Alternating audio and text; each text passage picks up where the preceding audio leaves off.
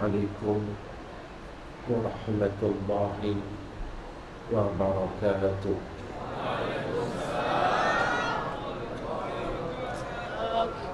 الحمد لله حمدا كثيرا كما أمر. أشهد أن لا إله إلا الله وحده لا شريك له، وأشهد أن محمدا عبده ورسوله. اللهم صل على سيدنا محمد وعلى آله وصحبه وسلم. سبحانك لا علم لنا إلا ما علمتنا إنك أنت العليم الحكيم. اللهم لك الحمد وإليك المشتكى وأنت المستعان، ولا حول ولا قوة إلا بالله العلي العظيم. Lebih dahulu saya mengucapkan rasa hormat dengan seluruh pegawai takbir Masjid Sayyidina Ali, khususnya kepada pengurusi masjid, dengan rasa takzim yang terlalu besar.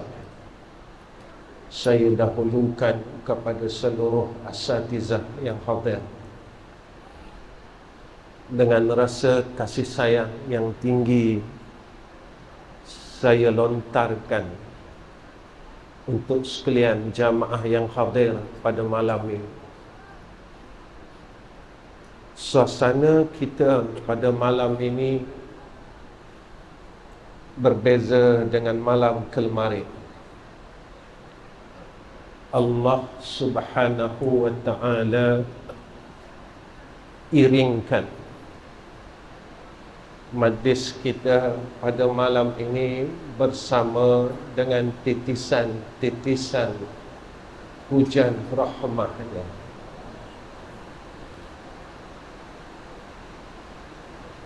Kerana majlis yang mengingati Allah,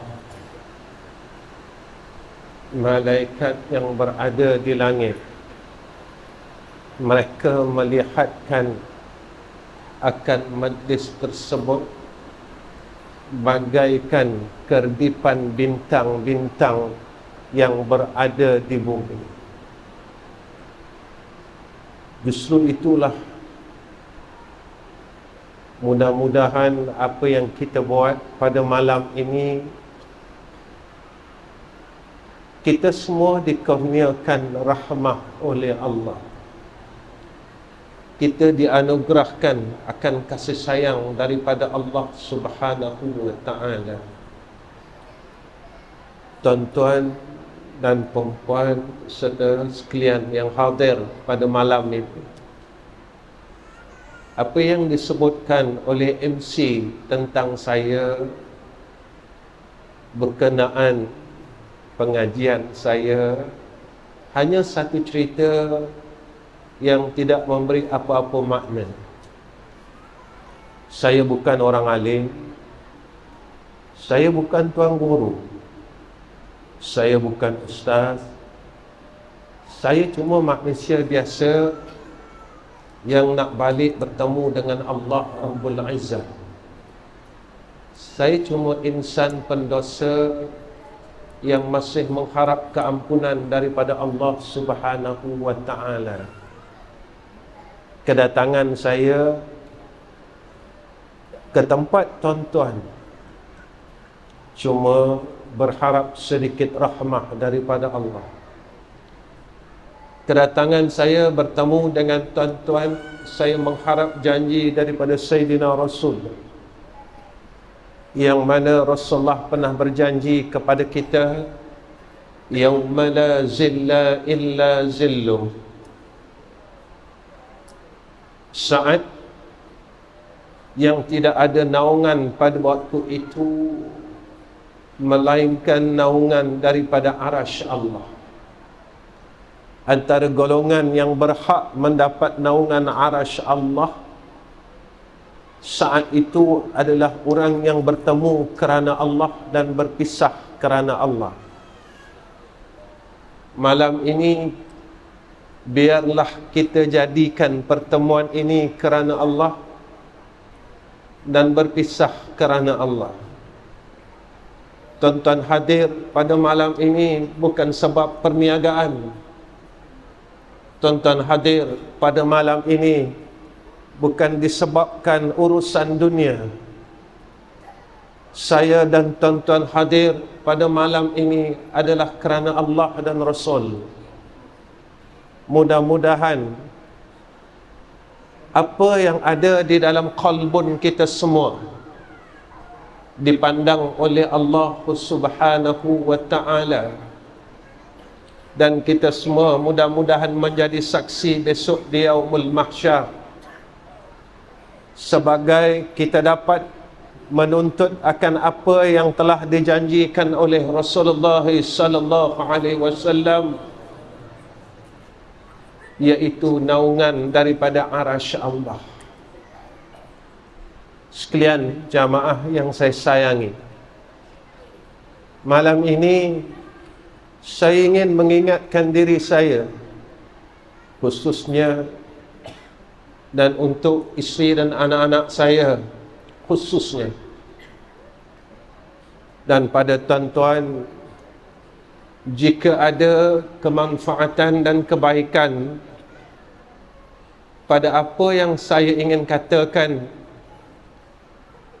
maka ambillah. Dan jika tidak ada faedahnya, maka tuan-tuan lontarlah sejauh-jauhnya di dalam diri tuan-tuan. Kerana yang berkata ini bukan ahli ilmu. Yang berkata ini adalah hanya insan yang berdosa di hadapan Rabbul Azza. Apa yang saya ingin kongsikan dan saya ingin nyatakan berkenaan dengan satu hadis daripada Rasulullah sallallahu alaihi wasallam. Apa kata Rasulullah sallallahu alaihi wasallam? Idza mata al-insan, apabila matinya seorang manusia. Siapa itu manusia? Manusia itu kita. Dan jangan kita lupa bahawa kita adalah insan. Dan jangan pernah sekali-kali kita lupa bahawa kita adalah insan yang disebut oleh Rasulullah sallallahu alaihi wasallam. Apa kata Nabi? In qata'a anhu amaluhu, maka apabila matinya seorang insan, maka terputus segala amalannya, kata Rasulullah sallallahu alaihi wasallam. Apa yang perlu kita ambil, tidak ada siapa pun yang tahu saat kematiannya, dan tidak ada siapa yang pernah tahu waktu kematiannya. Maka pada malam ini saya dihidupkan oleh Allah dan tuan-tuan dihidupkan oleh Allah bukan sebab kita mahu hidup. Saya hidup dan tuan-tuan hidup sebab Allah mahukan kita hidup. Dan kita tidak tahu bilakah saatnya dan masanya Allah mahukan kita untuk mati. Saya tidak tahu dan tuan-tuan tidak tahu. Rasulullah pernah menyatakan kepada kita, dua saat ini tidak diketahui oleh anak Adam, yaitu saat kelahirannya dan saat kematiannya. Maka kita hidup ini adalah peluang kita untuk berbuat baik kepada Allah. Kenapa kita dihidupkan oleh Allah sehingga saat ini? Kerana Allah masih memberikan kita peluang untuk berbuat baik. Allah masih mahukan kita untuk berbuat baik. Allah masih menyayangi kita dan memberikan kita ruang dan peluang ini untuk berbuat baik. Tetapi saat apabila kita dimatikan oleh Allah, seperti mana yang Allah jelaskan, alhaakumut takathur hatta zurtumul maqabir. Cilakalah, kata Allah, saat kita sibuk dengan urusan keduniaan ini. Kita mencari kemuliaan dunia dan kekayaan dunia, sehingga kita lupa kepada Allah Rabbul Izzah. Dan saatnya sampai, yaitu saat kita akan dibawa ke liang lahat. Saat saya dan tuan-tuan dibawa ke liang lahat, apa yang ada pada kita di dalam dunia ini semua kita akan tinggalkan. Nama kita akan tinggalkan. Makhluk di sekeliling kita, isteri dan anak-anak kita akan tinggalkan. Harta yang kita kumpul daripada zaman muda sehingga sekarang kita akan tinggalkan. Satu hari Syakik Al-Balqi bertanya kepada Hatim Al-Asam, wahai muridku yang telah belajar dengan aku selama 30 tahun, apa yang engkau perolehi selama 30 tahun yang engkau telah menuntut ilmu kepadaku? Lalu Hatim Al-Asam menyatakan kepada gurunya, salah satunya yang aku dapat daripada apa yang aku belajar daripadamu, wahai guru, aku melihat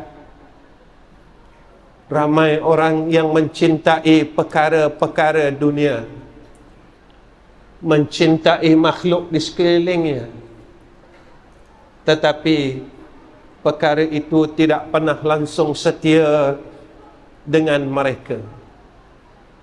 Mereka mencintai harta, mereka mencintai kawan-kawan dan makhluk di sekelilingnya, tetapi mereka tidak pernah setia saat senang dan susah.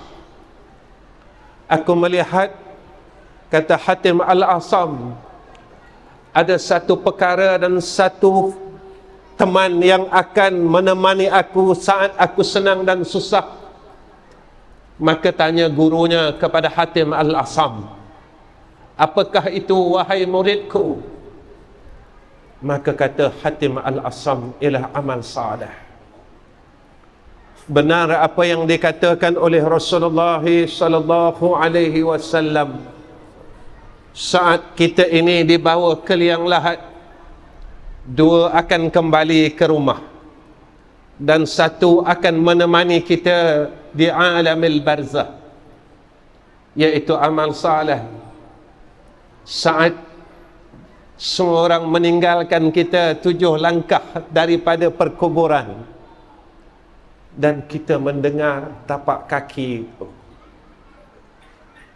kita mendengar setiap langkah orang yang akan meninggalkan kita setelah kita berada di dalam tempat yang terlalu gelap. Kita mendengar akan bunyi tapak kaki orang meninggalkan kita satu persatu. Saat itu tuan-tuan, setelah 7 langkah mereka meninggalkan kita, saat itu ada seorang yang akan menemani kita di alamil barzah. Dan kita bertanya kepada orang yang menemani kita di alamil barzah, siapakah kamu? Siapakah kamu yang bersama-sama dengan aku ketika ini? Maka ia mengatakan, akulah teman yang semasa dalam dunia semua orang tidak mempedulikan aku. Hari ini semua orang telah meninggalkan kamu. Semua orang tidak mempedulikan kamu. Semua orang tidak mengkisahkan tentang kamu. Tetapi aku yang saat masa hidupmu orang lain semua meninggalkan aku, tetapi engkau mempedulikan aku.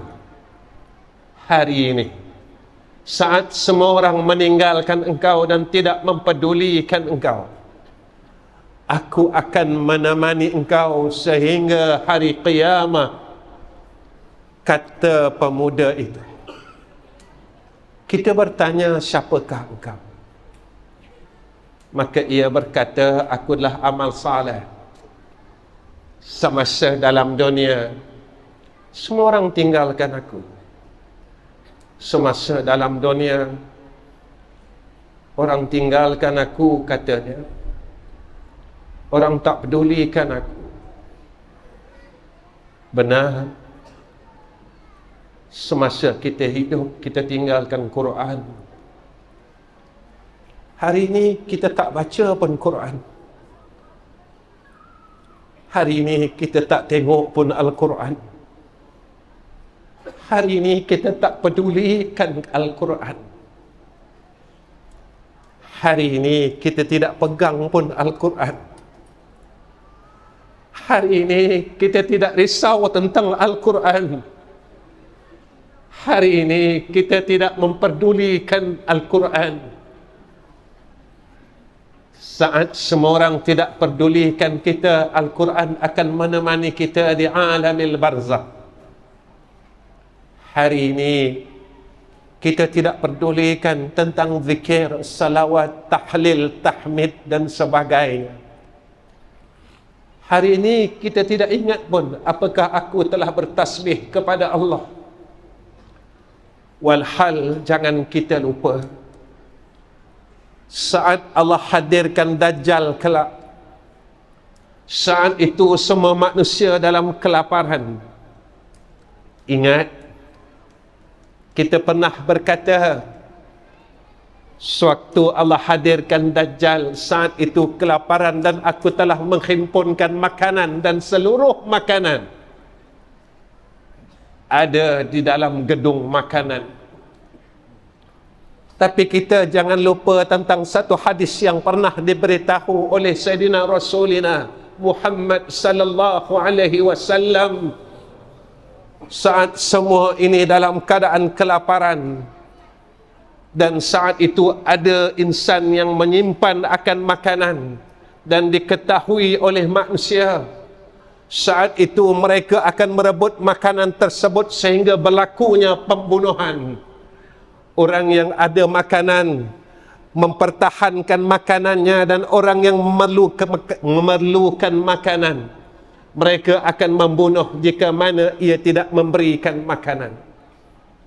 Saat itu semua orang sedang lapar. Siapakah yang tidak dilaparkan oleh Allah saat Dajjal ini dihadirkan oleh Allah? Nabi berjanji kepada kita, yaitu seorang insan yang bernama mukmin. Mereka akan kenyang dengan kalimat tasbih yang sentiasa pada mulutnya. Orang yang sentiasa bertasbih saat itu dikenyangkan oleh Allah dengan makanan tasbih pada mulutnya. Subhanallahil azim wa bihamdihi. Saat itu ia sentiasa merasa kenyang. Dan golongan inilah yang selamat daripada fitnah Dajjal, kerana mereka akan sentiasa dikenyangkan oleh Allah Subhanahu wa ta'ala. Maka sampai persoalan dalam diri kita, sebelum Dajjal ini keluar, kita telah melupakan tasbih. Tetapi saat Dajjal ini besok keluar, mampukah mulut kita untuk membaca tasbih? Dajjal masih belum keluar, kita telah meninggalkan kalimat tasbih ini. Padahal pagi tadi kita diingatkan pada sujud sajadah,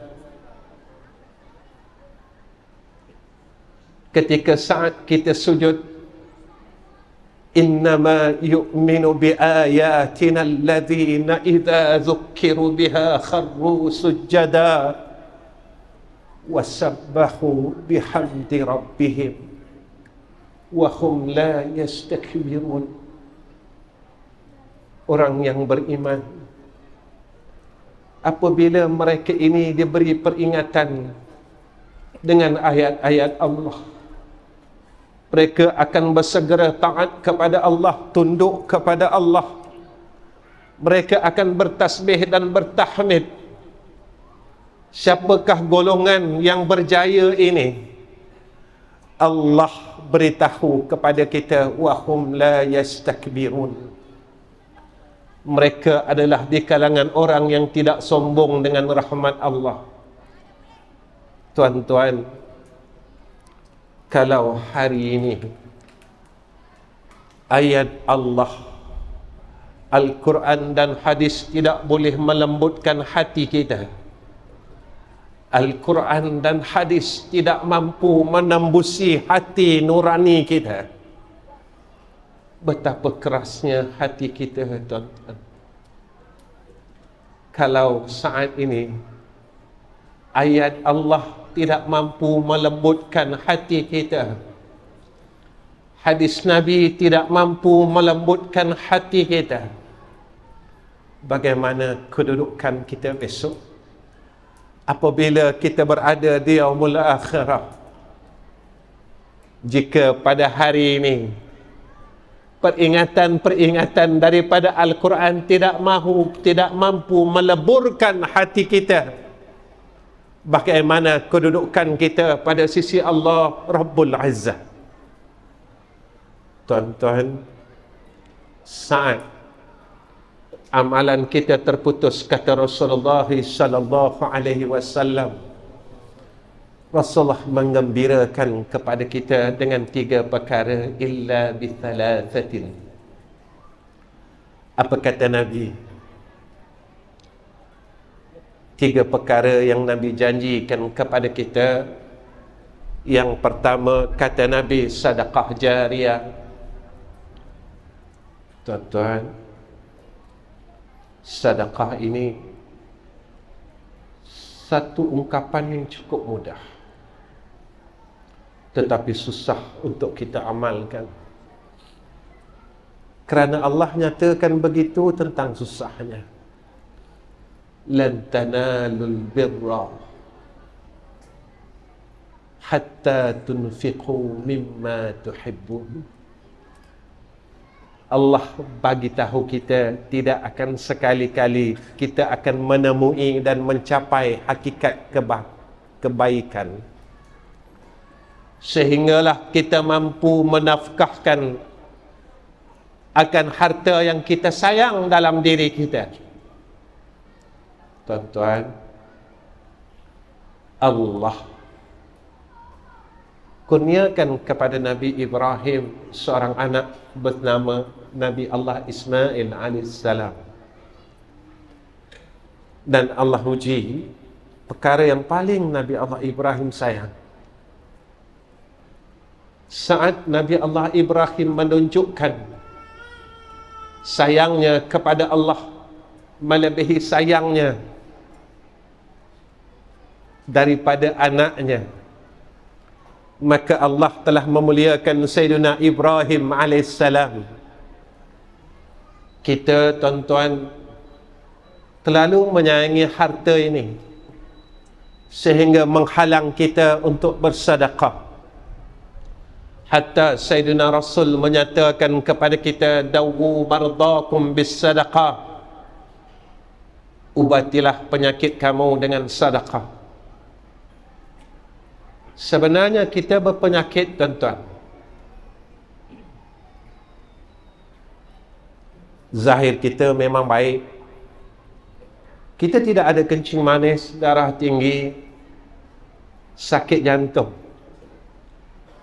tetapi roh kita sedang sakit. Roh kita sedang kesakitan, hati kita sedang sakit,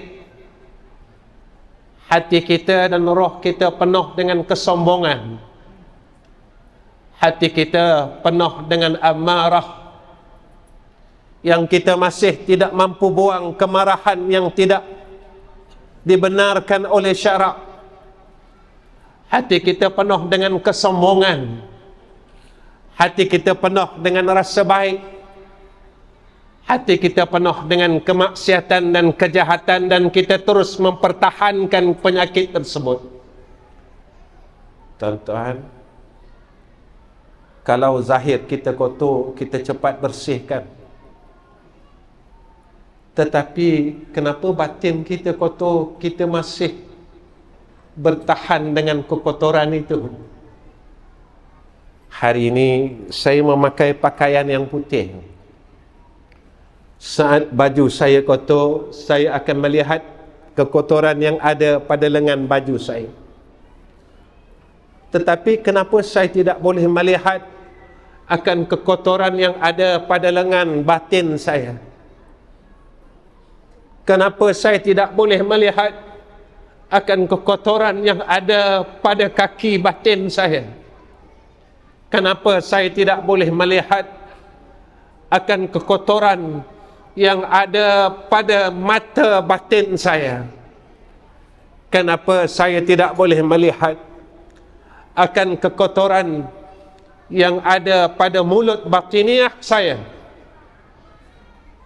Bermakna hati kita telah keras.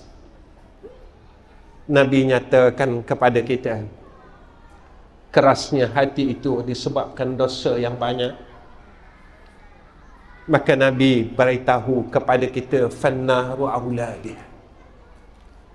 Maka neraka itu lebih aula dan lebih afdal untuk mereka yang berdosa kepada Allah, yang tidak mahu menguruskan akan hati mereka yang keras, yang membiarkan akan hati mereka yang keras, sehingga kan hati kita mendengar asma Allah, hati kita tidak pernah bergoncang dan rasa takut. Saat kita mendengar akan kalimah Allah, hati kita tidak pernah rasa gemetar. Tidak seperti mana yang Allah nyatakan di dalam Al-Quran, bahawasanya orang yang beriman itu apabila diingatkan tentang Allah, maka hatinya sentiasa bergetar, hatinya sentiasa terusik, hatinya sentiasa terasa dan sensitif. Tuan-tuan, saat kita mendengar nama Allah, apakah perasaan kita? Saat kita sedang mendengar akan asma Allah, apakah perasaan kita? Tuan-tuan, saya akan sebut nama Allah, maka tuan-tuan rasakanlah dalam jiwa tuan-tuan. Jika sebaliknya kita merasa kosong, maka waspadalah. Kerana Allah mengatakan bahawasanya sifat orang yang beriman itu, apabila disebutkan akan nama Allah padanya, hatinya akan terusik, kata Allah. Allah.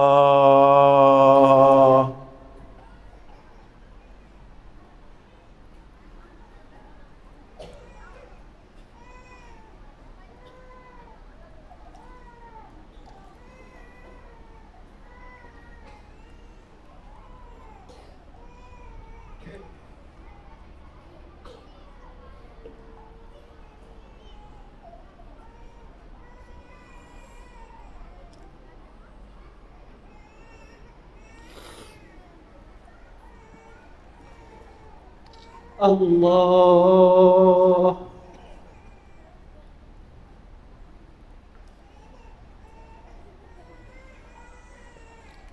Allah.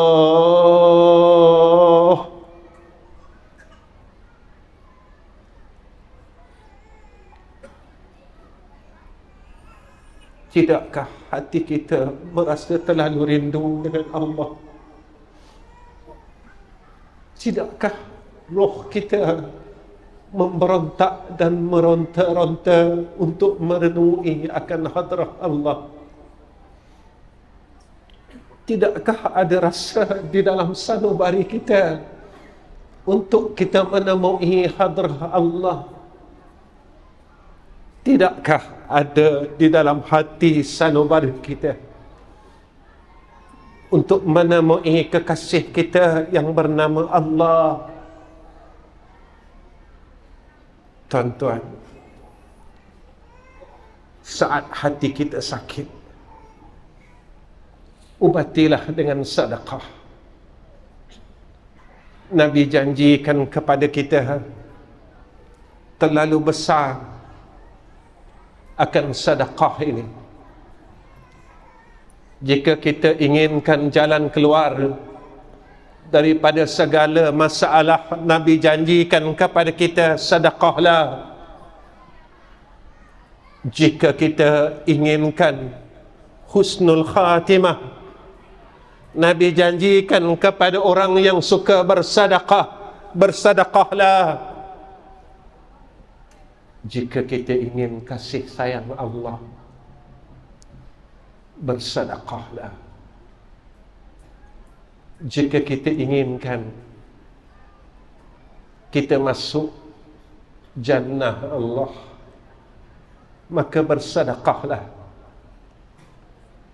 Tuan-tuan, janganlah kita peluk harta kita. Jangan terlalu kita mencintai harta kita. Ada satu ugutan daripada Rasulullah sallallahu alaihi wasallam. Sakitnya mati, kata Rasulullah.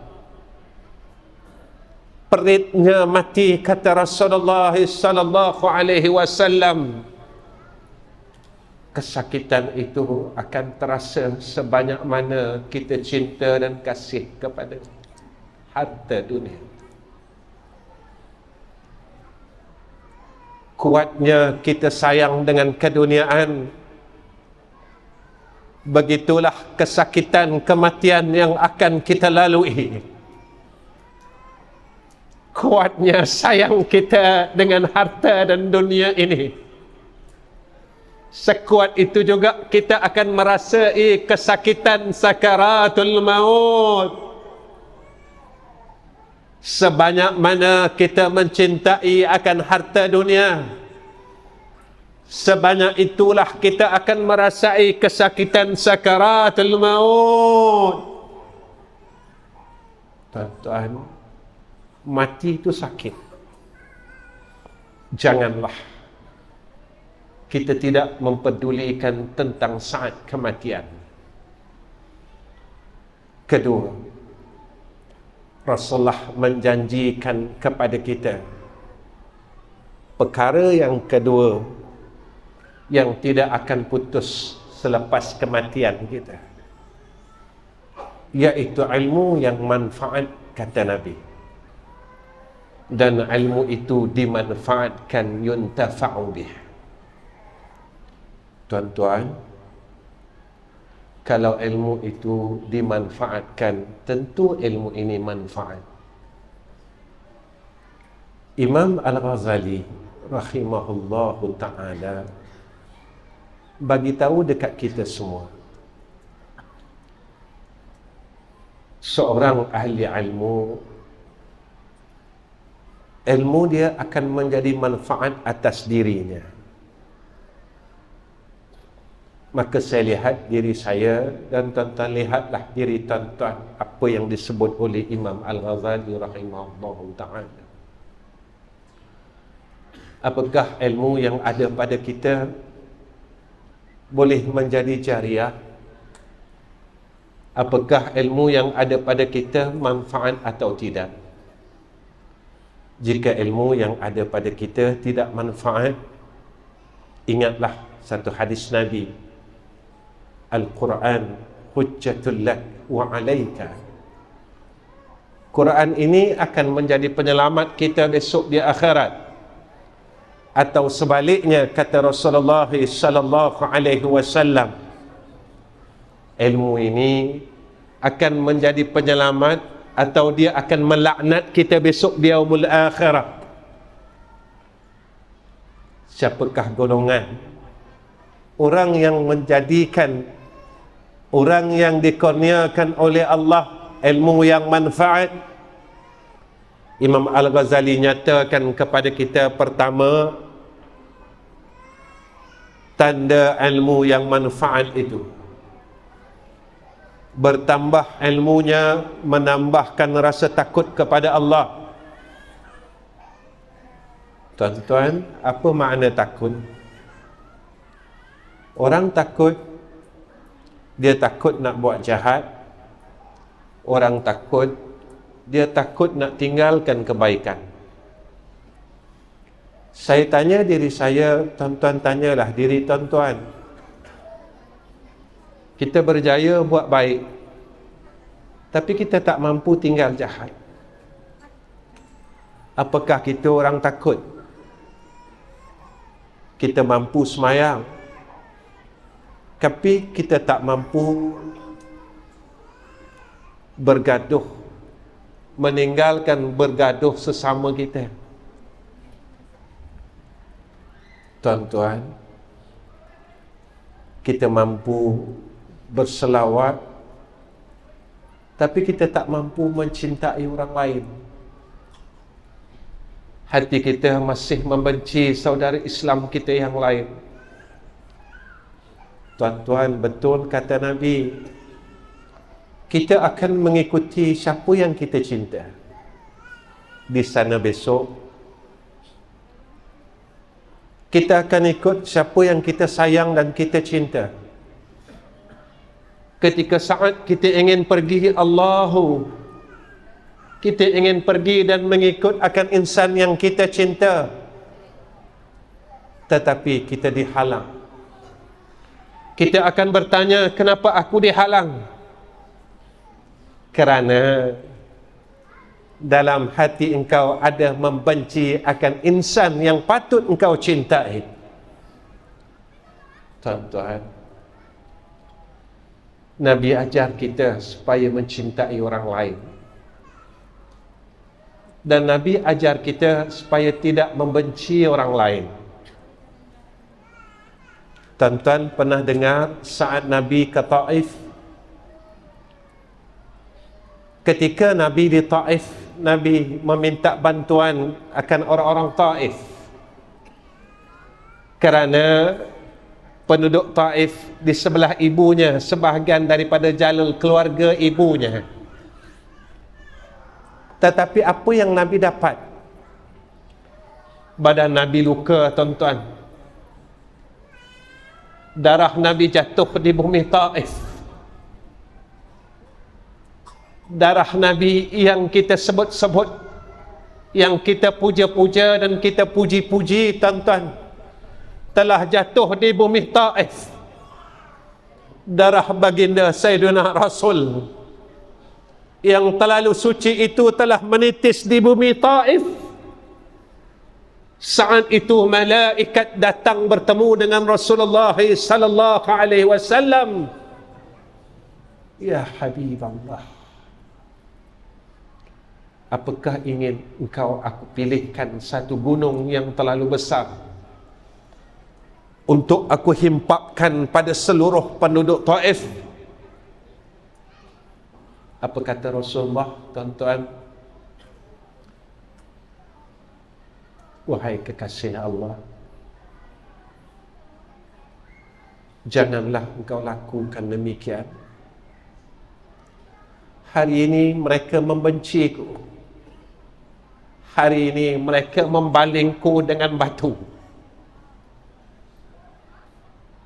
Mungkin keturunan mereka akan beriman dengan Allah dan Rasul. Mungkin satu hari keturunan mereka akan mentaati Allah dan Rasul. Tuan-tuan, sayang Nabi ini terlalu besar. Hari ini kita pergi umrah dan kita ziarah Taif. Dan kita melihat seluruh bandar Taif di kalangan orang mukmin dan muslim, saat malaikat sendiri meminta kepada Rasulullah untuk menghapuskan seluruh penduduk Taif, tetapi tidak dibenarkan oleh baginda Rasulina Muhammadin sallallahu alaihi wasallam. Rasulullah menyatakan, hari ini penduduk Taif tidak menerima Islam.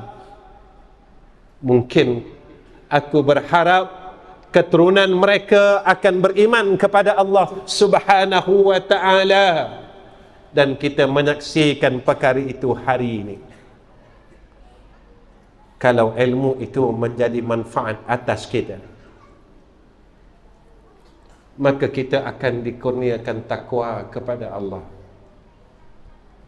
Saya selalu berpesan kepada murid-murid saya di madrasah, janganlah kalian menghimpunkan ilmu, tapi kalian himpunlah takwa. Kerana natijah daripada ilmu dan maqasid daripada ilmu itu adalah takwa.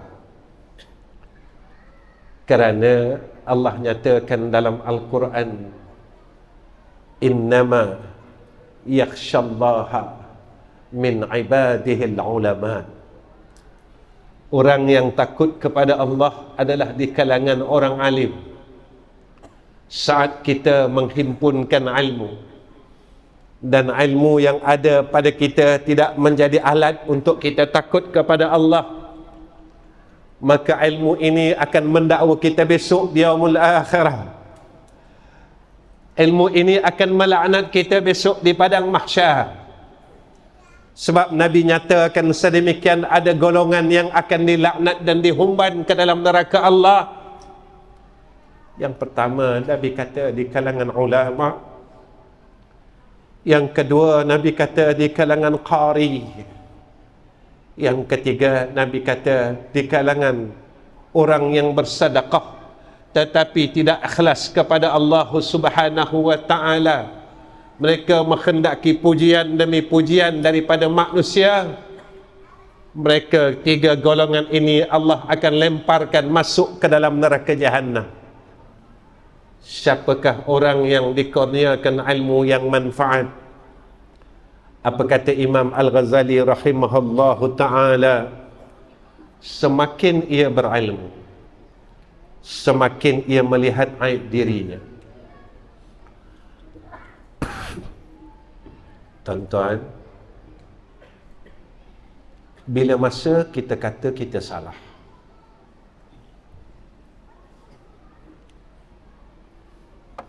bila masa kita melihat kita yang silap,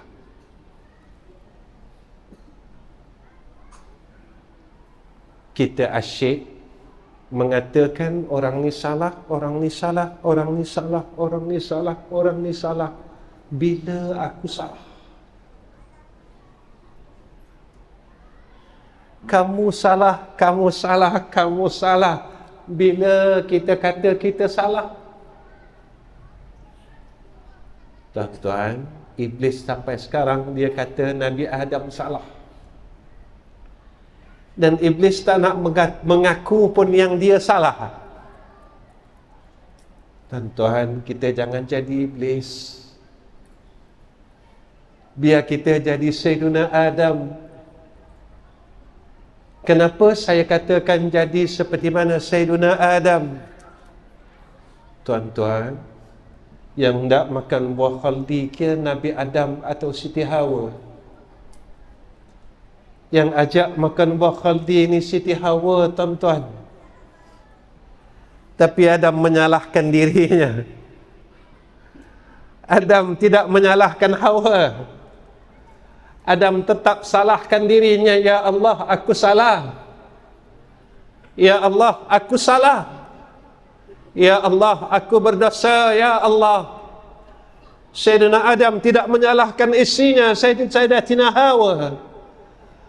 Sayyidina Adam tidak mengatakan sebab engkau Hawa aku keluar daripada jannah. Tapi Adam tetap mengatakan aku salah, aku salah, aku salah, aku salah. Tuan-tuan, Bila masa kita kata kita salah? Bila masa kita pernah rasa kita salah dengan Allah? Tuan-tuan, saya selalu bercakap dengan diri saya. Dosa kita dengan Allah, kita mampu minta ampun. Tetapi dosa kita dengan orang, antara dosa yang tertangguh. Dalam hidup kita, berapa kalikah kita maki orang lain? Dan saya bertanya dengan diri saya, saat zaman muda saya pernah memaki orang lain. Dan sehingga sekarang saya tidak pernah dapat menemui orang yang saya pernah maki.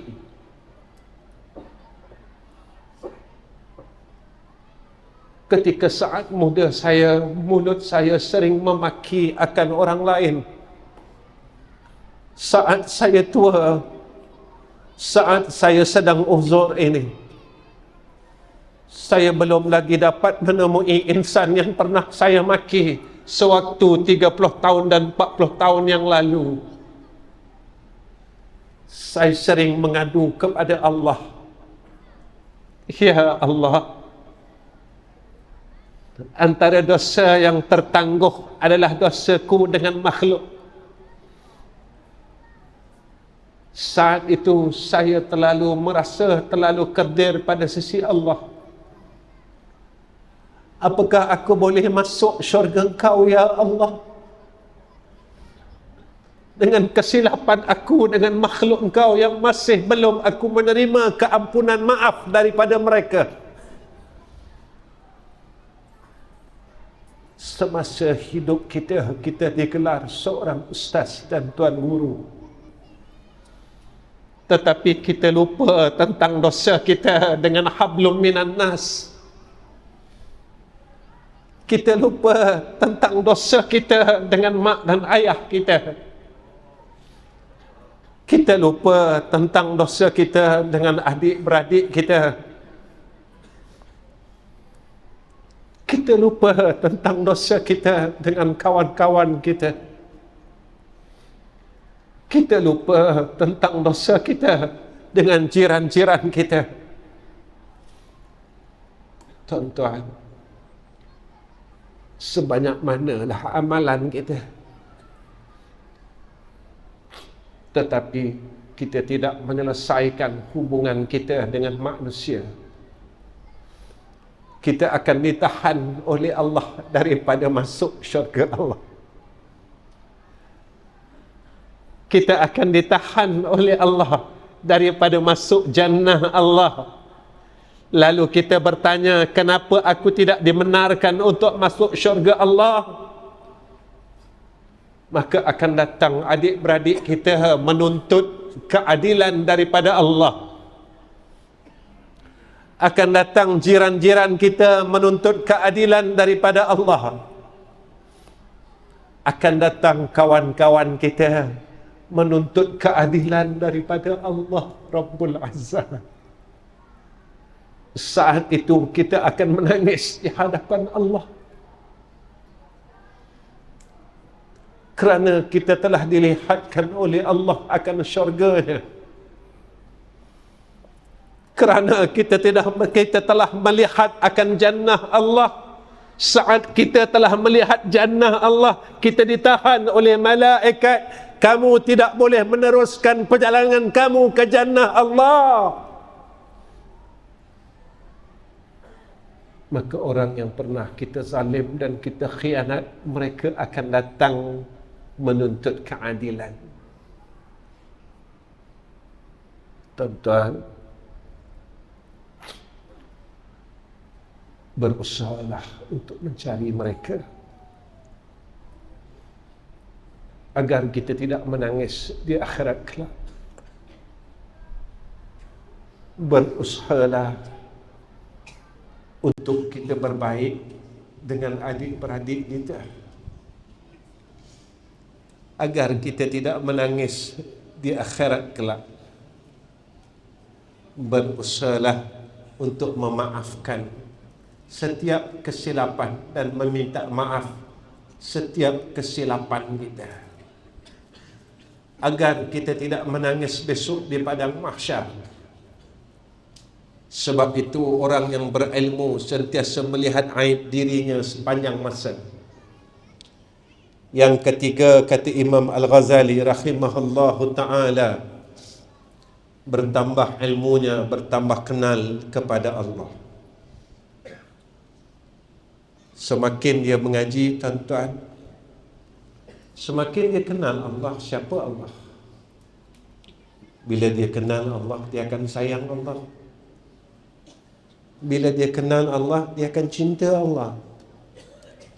Bila dia kenal Allah, dia rasa rindu dengan Allah. Kerana apa? Sebab Allah selalu buat baik dengan kita. Keempat, orang yang mempunyai ilmu yang manfaat dan dikurniakan ilmu oleh Allah, bertambah ilmunya, bertambah kasih kepada akhirat. Semakin dia ada ilmu, tuan-tuan, dia semakin jadi orang baik. Sebab orang yang nak menuju kepada akhirat adalah orang baik. Orang yang nak masuk syurga Allah adalah orang baik. Hari ini saya menasihati diri saya, berusahalah kita jadi orang baik. Jika seorang isteri, jadilah isteri yang baik. Saya pernah ditanya oleh seorang isteri, wanita yang bergelar isteri, "Ustaz, suami saya begini, dan begini. Apa nasihat Ustaz kepada saya?" Saya katakan kepadanya, jadilah gelaran seorang isteri itu untuk kita masuk ke syurga Allah. Jadilah gelaran sebagai seorang isteri untuk kita dapat tempat di jannah Allah bersama dengan isteri Sayyidina Rasulina Muhammad sallallahu alaihi wasallam. Gantikan dan tukarkan kesusahan, kepayahan, kepenatan gelaran seorang isteri itu dengan syurga Allah. Wahai seorang suami, jadikan gelaran seorang suami itu untuk kita masuk syurga Allah. Janganlah kalian penat melayan kerana isteri kalian, kerana itulah menjadi asbab kita masuk syurga Allah. Jangan kalian letih untuk melayani akan sifat-sifat yang tidak pernah kita setujui sebagai seorang isteri. Kerana kepenatan kita melayani akan sifat-sifat yang tidak pernah kita setujui, itulah menjadi asbab kita akan mencium bau jannah Allah. Tuan-tuan, wahai anak-anak sekalian, jadilah tempat kalian sebagai seorang anak untuk kalian masuk syurga Allah. Selama mana kalian ada ibu dan ayah, berusahalah untuk kalian berkhidmat kepada mereka semampu mungkin. Kerana kedua pintu syurga ini adalah milik kita. Kedua pintu syurga ini Allah hadiahkan untuk kita. Betapa susahnya kita melayani seorang ayah dan ibu, kesusahan itu akan dibayar oleh Allah dengan syurganya. Kesusahan itu akan digantikan oleh Allah dengan jannahnya. Maka hari ini saya berseru kepada anak-anak sekalian, Maka mulailah hari kita dengan kita berkhidmat kepada mak dan ayah, seperti mana yang berlaku kepada seorang insan yang bernama Uwais Al-Qarni. Atas sebab ia menjaga ibunya, insan ini tidak pernah bertemu dengan Sayyiduna Rasulina Muhammad sallallahu alaihi wasallam, tetapi ia dikenali oleh Rasulullah. Wahai anak-anak sekalian, apakah kalian tidak mahu kalian dikenali oleh Nabi? Uwais Al-Qarni tidak pernah menemui Rasulullah, tetapi Rasulullah mengenali Uwais Al-Qarni. Kita tidak pernah melihat Rasulullah semasa hayat, tetapi dengan kita berkhidmat bersungguh-sungguh menjaga mak dan ayah agar nama kita dikenal oleh Rasulullah sallallahu alaihi wasallam, agar nama kita disebut oleh Sayyiduna Rasulina Muhammadin sallallahu alaihi wasallam.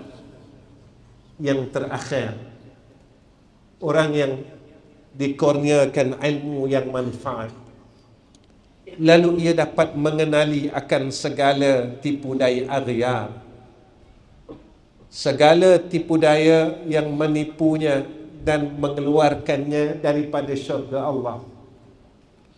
Apa tipu daya yang kita kena pastikan? Dunia yang selalu menyibukkan kita sehinggakan kita tak mampu nak pergi ke akhirat. Nafsu kita yang sentiasa menghalang kita untuk kita pergi ke akhirat dan menjadi insan yang baik. Makhluk yang di sekeliling kita yang tidak mahu mengajak kita untuk dekat kepada Allah. Syaitan yang sememangnya tugasnya untuk mengeluarkan kita daripada syurga Allah dan mengajak kita untuk masuk ke dalam nerakanya bersama-sama. Tuan-tuan yang saya kasih sekalian, akhir daripada kalam saya, jadikan ilmu ini untuk kita mendapat keredaan Allah. Jangan kita jadikan ilmu untuk kita mengundang kemurkaan Allah. Saat mulut kita melontarkan akan kalam ilmu, maka pamerkanlah Allah dan Rasul. Jangan kita pamerkan akan diri kita yang akan meninggalkan dunia ini, tetapi kita ajaklah ummah ini untuk mengenali Allah dan Rasul. Kita ajaklah seluruh ummah di sekeliling kita untuk mencintai Allah dan Rasul. Mudah-mudahan kita semua dapat keredaan daripada Allah Subhanahu wa ta'ala. Tuan-tuan yang saya kasih sekalian, saya rasa cukup pertemuan saya dengan tuan-tuan pada malam ini. Dan saya mohon keampunan dan minta maaf pada seluruh asatizah yang ada atas kebodohan saya. Dan sewajarnya dan sememangnya saya bodoh.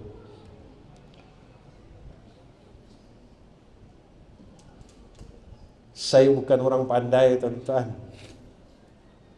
Saya bukan orang alim. Saya adalah orang bodoh. Sampai sekarang saya masih belajar untuk mengenali Tuhan. Sampai hari ini saya masih belajar untuk mengenali Muhammad. Sampai hari ini saya masih gagal untuk mengenali Allah. Kenapa saya berkata demikian? Kerana kasih saya kepada Allah belum dapat saya rasakan dengan sebenar-benarnya. Kasih saya kepada Sayyidina Rasul saya belum dapat rasakan dengan sebenar-benarnya.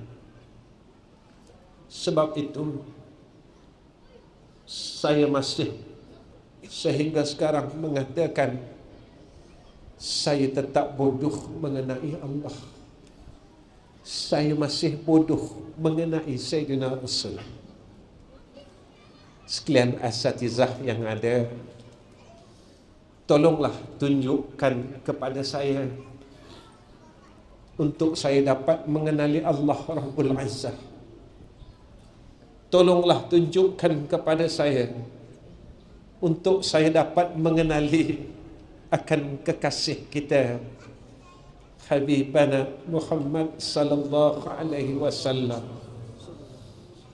agar besok saat saya ditanya oleh malaikat di liang lahat, saya masih mengenali Allah. Saat saya ditanya siapakah Tuhan saya di alamil barzah, saya masih tidak lupa siapakah Tuhan saya. Mulut saya akan lancar menyebut Allahu Rabbi. Ketika malaikat bertanya kepada saya, apakah engkau kenal akan susuk tubuh ini? Ketika ditasawurkan akan tubuh Rasulullah sallallahu alaihi wasallam, agar saya dapat mengenali akan Sayyidina Rasul, dan lidah saya akan lancar menyatakan Muhammadun Nabi. Saya mohon maaf, saya mohon ampun pada semua orang sandakan ini, kerana kalam saya seumpama kalam seorang gila yang berkata tanpa pangkal dan hujungnya. Kalam insan yang gila ini tidak memberi faedah kepada orang-orang sandakan. Kalian telah menyia-nyiakan masa kalian bersama insan ini. Kalian telah menyia-nyiakan waktu umur kalian bersama insan ini, bersama insan yang bodoh dan gila ini. Tetapi insan ini hanya berharap agar kalian dapat memberikan tunjuk ajar kepada insan ini, agar insan ini dapat balik bertemu dengan Allah, seperti mana yang Allah nyatakan di dalam Al-Quran, ya ayyatuhan nafsul mutmainnah irji'i ila rabbiki radiyatan mardiyah fadkhuli fi ibadi wadkhuli jannati. Wa akhirul kalam, assalamu alaikum warahmatullahi wabarakatuh.